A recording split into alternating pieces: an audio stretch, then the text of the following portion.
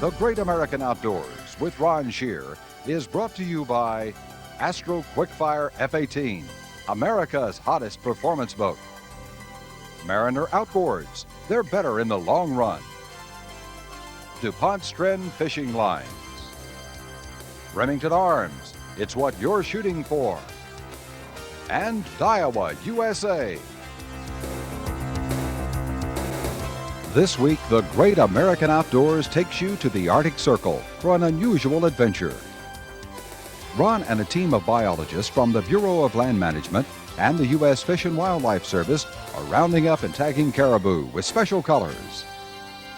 The collars contain radio transmitters that help the biologists track the caribou herds and determine the distribution and the areas used by the caribou during the year. Then the biologist can use the information to promote the growth of the herd. Ron and the team will be flying in Bell Jet Ranger helicopters to locate the caribou while offering spectacular aerial views of the White Mountain Range. This is sure to be an exciting episode in the Great White North, so stay with us. Hi, thanks for joining us this week. You know, in the Great American Outdoors, we do hunting shows, and we teach education about hunting. And this week, our show concerns hunting. It's darting caribou. It's animal management. It shows, most importantly, that all the money to manage the animals come from hunters. Hunting and fishing license money, excise tax on the things we use to hunt and fish, pays for the whole program to manage the animals and the wildlife that everyone enjoys.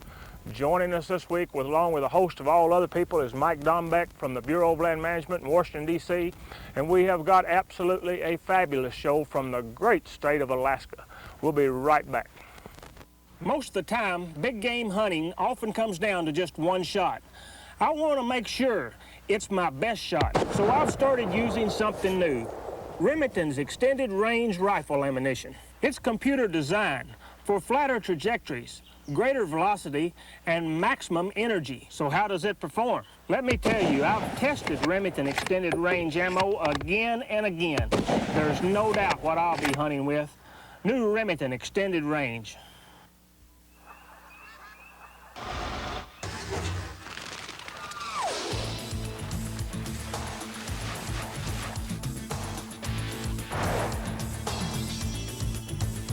No dog can hunt hard unless he's been trained hard. Your dog can burn up to 2,000 calories a day when you're training him, so don't feed him cheap dog food. Feed him the one that's got a whopping 1,750 calories per pound. Purina High Pro. For birds, not excuses. The Fishing Hotline, 1-900-370-FENS, a new service which allows you to find the best times to fish or hunt from now through the end of the year. Also updated local reports for different kinds of fish from nearby fishing holes, plus fishing and outdoor tips from pros like Orlando Wilson, Roland Martin, Tom Mann, the Bass Professor Doug Hannon, and Ron Scherer. The number is 1-900-370-FINS, and it's just 95 cents a minute. That's 1-900-370-FINS. It's Roland Martin! For thousands of anglers, fishing is a delicate balance of talent, patience, and dexterity. Magnum? It's the best in heavy cover. Still, they want the same line the pros rely on. Stren Fishing Lines, the choice of the pros.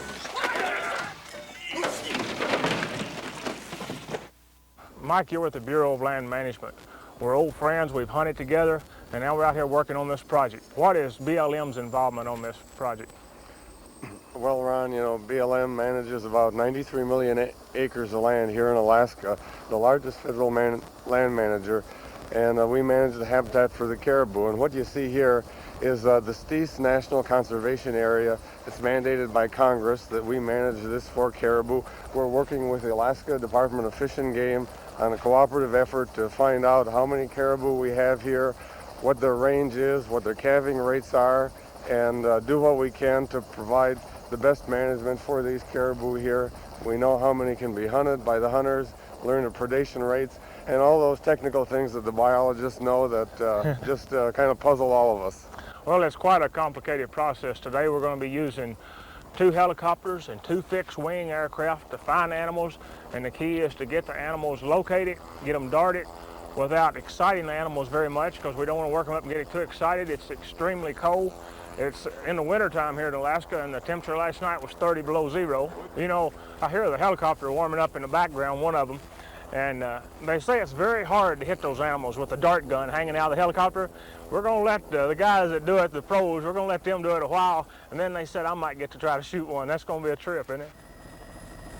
While Ron and Mike make their way to the helicopter, let's take a look at where they're staying.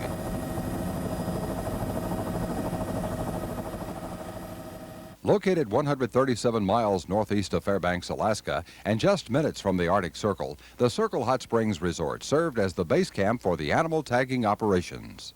The hotel was built in 1930 by Frank and Emma Leach, who originally homesteaded the land before building a hotel and resort at the mouth of a natural mineral hot spring. Much of the material used to build Circle Hot Springs had to come down the Yukon to Circle City and then overland 60 miles by wagon train to reach the present location. Over the years, the hotel has undergone many changes, with the addition of more rental cabins and updating the pool several times. Currently, an Olympic-sized swimming pool is fed by the natural hot spring at a rate of over 200 gallons per minute and naturally changes the water inside the pool about every 18 hours. This 100-degree water provides an excellent way to relax for both the guests and residents of the area. The resort has been decorated in the style of the 1930s and varies in accommodations from a first-floor luxury suite to upper-floor hostels for travelers on a budget. Guests also have the opportunity to stay in authentic Alaskan frontier cabins, which are over 60 years old, but have been modernized inside to provide a comfortable living environment. Heat for both the hotel and cabins is provided by the mineral hot spring. This is done by running the 139-degree water through a series of pipes and radiators in the floors and walls of the building. Walking through the hotel, you will discover antique photographs as well as artifacts of early 19th century Alaska. A photograph on the wall of the original hot spring is surrounded by several others, depicting the construction of the hotel and the old general store.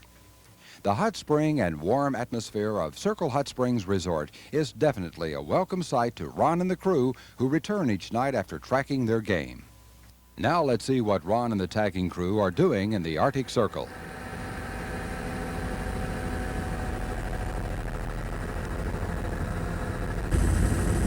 Okay, go ahead. I think I can close on you. The amount of time it can take you to get set up. You got it done anything yet? No, not yet. He's just now fixing to come in on it. I'm just going to pull the snow out before we sit down here. Tell you what, Ron, let's get out here and let's see if you can hit one of these. I've been looking forward to that. I know it's not as easy as it looks. We got to have a little bit of luck. Well, I'm pretty lucky, you know. Let me help you get that. Okay. Winston, now this obviously is a female because we've already checked her, but she has horns. Yeah. But all the bulls have lost their horns and now starting regrowth of new horns. Explain that to us. Well, caribou are unique in that the females have antlers, number one, and number two, the pregnant females retain their antlers right up to the time that they calve. And the non-pregnant females lose their antlers about 3 weeks before that. What month do they generally calve? In May, late May, yeah. And something, you know, a very interesting point with herd animals like this, the females would generally all calve within a 48-hour period. Yeah, and that's because of the predator situation. You know, there's so many young calves and there's so many of them going to fall victim. You know, there's a few that go a little longer, a little less, but the majority of them will be within a 48-hour period. And it's one of nature's way to provide so many offspring at one time to assure that some of them do survive. That's correct. Yeah, it's a pretty tight time frame. It's just boom, boom, boom in a matter of 4 or 5 days. Most of the, up to 90% of the calves are already been dropped. I know you age those, Pat, by their teeth. Explain that to us. Yeah, the easiest way to age them is by looking at the incisors, which are the front teeth here. And on this particular animal, you can see that she's worn down her enamel, and the dentine, which is the brown part, is now showing through. That means she's about 4 or 5 years old. When she gets to be about 10 or 12, these teeth will be worn down about to the gum line, and then that's about the end of her life. Just actually wears her teeth out and Right. she no longer eats. That's right, yeah. Pat, we're having a lot of success getting animals down, aren't we? Yeah, this is a good day so far. We were talking about this animal being a female and probably pregnant. And I've heard you mention that there's no way to tell exactly for sure, but it's a pretty sure chance. There's a real good chance. 80% of all of these cows, probably even 90% of all these cows are pregnant. Does the big question that I want to know and everybody else, does the darting hurt the pregnant cows? No, we've handled animals as close as 2 weeks before birth, before calving time, and we have no problem with pregnancy. Well, that's good. Let's get those, we about got them wrapped up. You ready to give this girl here an antidote? Give her an antidote. We'll get her up and on her way. Come on, honey. Come on, girl. There's a lot to be said for standing clear when they want to get up there.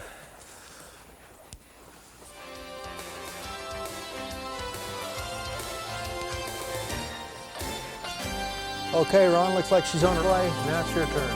I was going to try that. You're going to have to tell me about this gun. Yeah, I think we'll do that.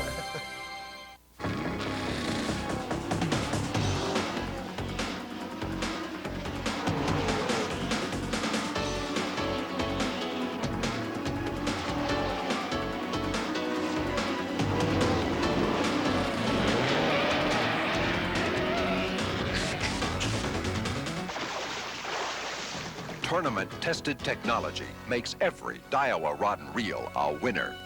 Daiwa. When anti-hunters plant poison dog food in your favorite hunting spot, you'll say, where's the NRA? when they spike your access roads, you'll say, where's the NRA? And when they ban your hunting guns, you'll say, where was the NRA? Join the NRA now to protect your hunting heritage and defeat the anti-hunting agenda. When they close the seasons in your hunting lands, You'll say, where's the NRA? help protect the hunter's heritage of wildlife conservation. Join the NRA. Call now and get a year of great magazines, a no-fee Visa card, a Hunter Orange NRA cap, special insurance benefits, plus access to world-class hunter safety and skills training. You see, when hunting is gone forever, your son won't ask, where was the NRA? He'll ask, where were you? Where were you? Where were you? Where were you? So come on, join the NRA now. It's Orlando Wilson! For thousands of anglers, fishing is a gentleman's sport, where a keen eye and a learned hand can capture the most prized possession. Magnafin? Smoothest casting line there is, Bubba. Still, they want the same line the pros rely on.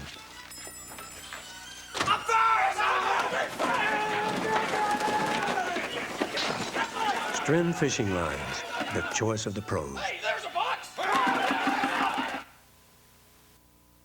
The dart gun uses three very important parts. First off, it's a little .22 rifle charged shell. See, there's no bullet in it, it's just powder. It fits in the back end of the adapter, which the whole thing fits inside the barrel. And when you release the charge, it forces the dart that's sitting inside the barrel out the barrel. You can see that the dart has a barb on the end of it. And Pat, you were saying this is loaded with some very poisonous stuff to humans, right? Yeah, that's right. So we have to be extremely careful in the plane or in the helicopter. And once I miss the first shot, I got to reload. And like all gun safety, we're not going to have it loaded or the hammer cocked until we're ready to shoot. That's exactly right. Something we've got to be careful with here. But the dart simply goes in first, and then the charge, along with the adapter, just pushes the dart right down into the barrel. And as you get it pushed down in, you're ready to just close it up. When it's time to make the shot, this is just like an old single barrel, single axle shotgun. Pull it back, and I'm supposed to ride on the other side of the helicopter with my foot out on this. That's right. We'll take the door off so you can get a good shot, good view. I bet it's going to be cold. It will be cold.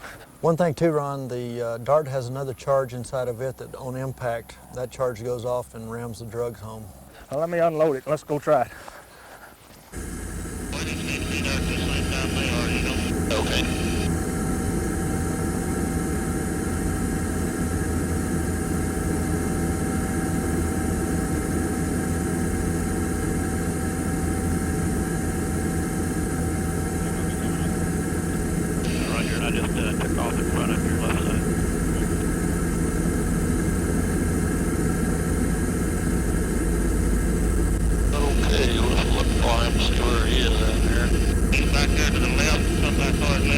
Okay.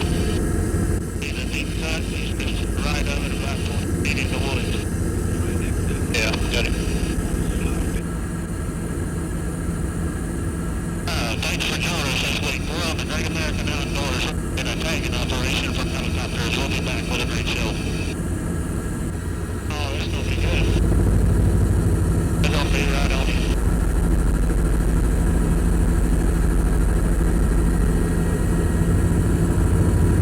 Let's come around for another pass.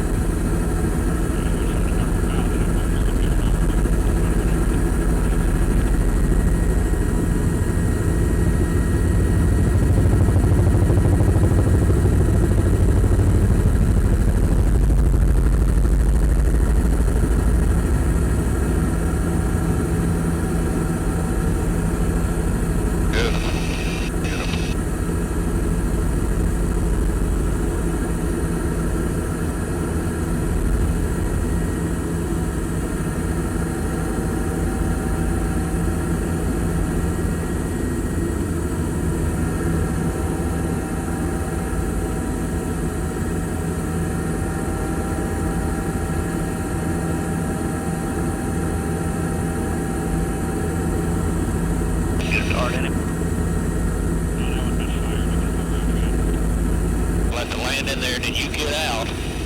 Stay in front of the helicopter, down low until I get out of the area. Okay? All right.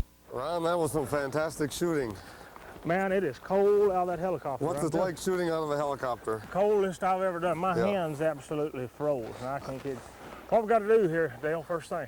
Well, what we're going to do on this one is put the collar on it, give it the antidote to the immobilizing drugs, and get him on his way. It's a male? Yes, it is. How old do you think he is? Well, I don't really know, other than it's just an adult. You might be able to tell relatively, but just looking at it. It's a healthy looking animal, isn't it? Not too old.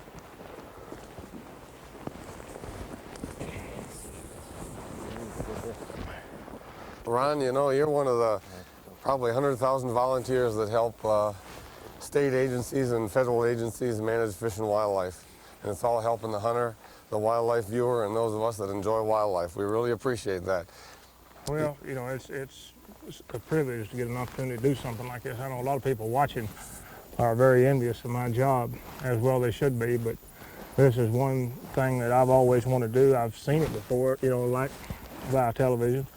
But, and the caribou, you know, there's such, we did a caribou show up in northern Quebec a couple of years back, and you know, their hair right here, no longer than it is, but it's a hollow hair. And they just absolutely can withstand extreme temperatures. You know, I noticed on one of them back there, you put your hand on the body and you can't hardly feel the body heat. It's about the same temperature as the air out here. What an insulator. Frequency, okay? 150.760. Okay. What's today's?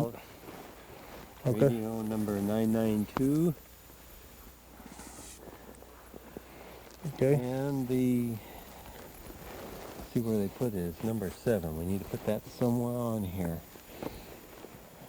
Caller number 7. Okay. And today's date. What is today's date, Mike? April 3.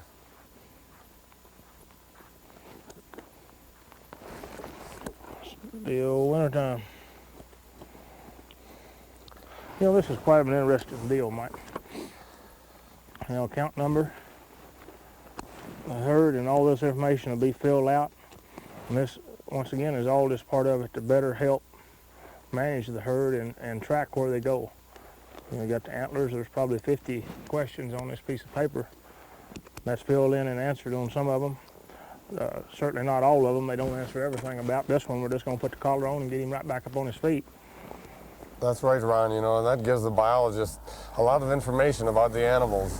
What kind of condition they're in that ties to the food supply or the amount of forage available. You know, caribou eat lichen, and so they get a lot of information out of an animal like this.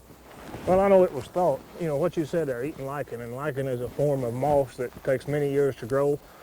It's on the ground, and a lot of people thought for years that lichen was all caribou would eat. And I was talking to Winston earlier, and he said they had done some tests now with one of those with this program in particular, where they fed a bunch of caribou just lichen, but it has no protein. That's right. He said it was just like eating candy. Yeah, you know, and they can't exist on that. Well, that's you know, that proves a fact that has been totally misunderstood for hundreds of years, and even hundreds and hundreds of years ago they have recordings of how many caribou there were, and folks that watch my show understand that, you know, it's hard to count wildlife. This is about the only way that you can properly get accurate 100% true data on. You can look at this country, just where they live. You can fly over them with a plane and never see them. You know, it takes training. We got some of the best helicopter pilots and plane pilots working today. While Dale was getting the antidote ready, Dale, will you let me give the antidote to him? Sure. I'd like to do that. I got to dart him. I'll let you hold the paper there, Mike. And You how'd you know- like to be hunting, Mike? Come around the corner, getting ready to shoot one, and old number 7 comes out there and looks at you. Oh, that would be a surprise, wouldn't it? I'm telling you. Old fella. His horns will probably be 3 foot wide and 3 foot tall this year.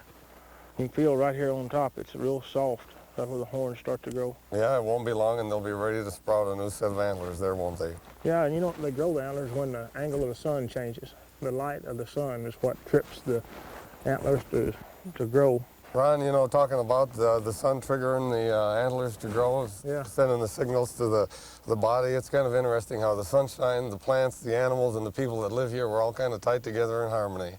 I know, we got, you know, coexistence. He's got the antidote ready. Now I need to put this right in a hard muscle, right, or good muscle. Right here, get him right, and that old buddy.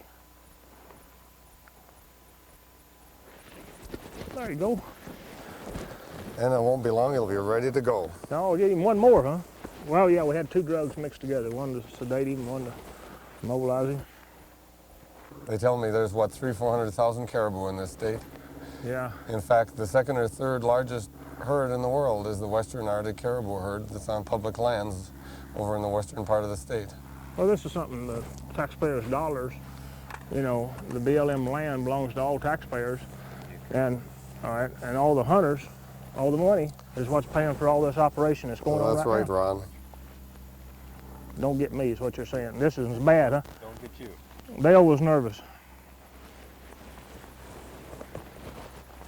It's amazing, Ron, how those hooves are adapted to help these animals survive these harsh winters, walking on ice. The deep snow helps hold them up. It's so soft on the inside. You know, right here is all soft, and the hair on ice sometimes. Well, that keeps them from slipping on the ice, Ron. It does. And now here, you know, they cut through the snow from the Duplo.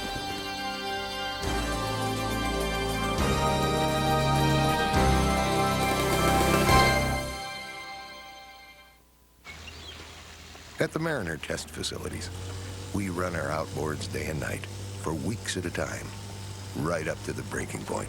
How's the endurance test going? Seems to be running pretty strong. At Mariner, we don't just test our outboards, we test the limits. For the Mariner dealer near you, call 1-800-526-6645. Hurry! Hey, it's Bill Vance. Oh, you want some flossy fishing line? Keeps fish teeth strong and healthy, and some real fin. Keeps bass fit and trim. 5 spools of Strin Super Tough, please. Super Tough? Yep, going for a trophy. I know you. Strin Fishing Lines, the choice of the pros. Hey, my chain! What about my chain? 5, 4, 3, 2, 1. We have liftoff.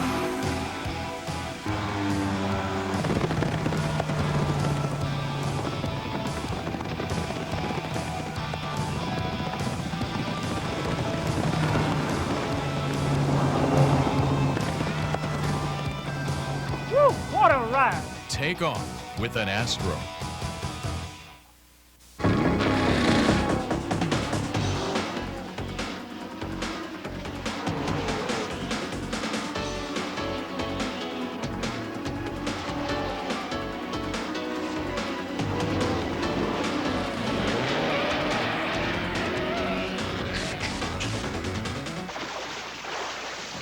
Tournament-tested technology makes every Daiwa rod and reel a winner. Daiwa.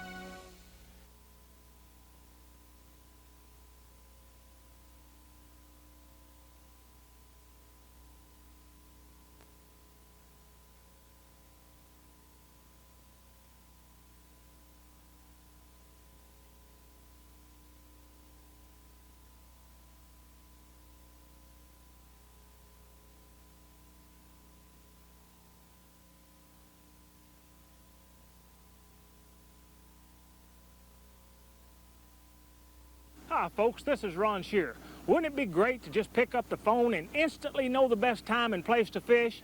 Hey, it's not a dream. It's the Keystone Beer Fishing Hotline. Call them, 1-900-407-FISH. Find out today. The animal's up, he's doing fine. Already getting ready to get him something else to eat. I love participating. This is like a dream to participate in those management programs. And this is on Bureau of Land Management land. This is your land. It's public land. This is not a game ranch. This is the wilds. This is Alaska. You can come here and you can hunt and you can fish. Projects like this are funded solely by hunters and fishermen for everyone to enjoy. Hey, thank you for being a hunter and fisherman. Thank you for watching this week. And be sure and watch us next week right here on the Great American Outdoors. And remember, we like to do them like you like to watch them.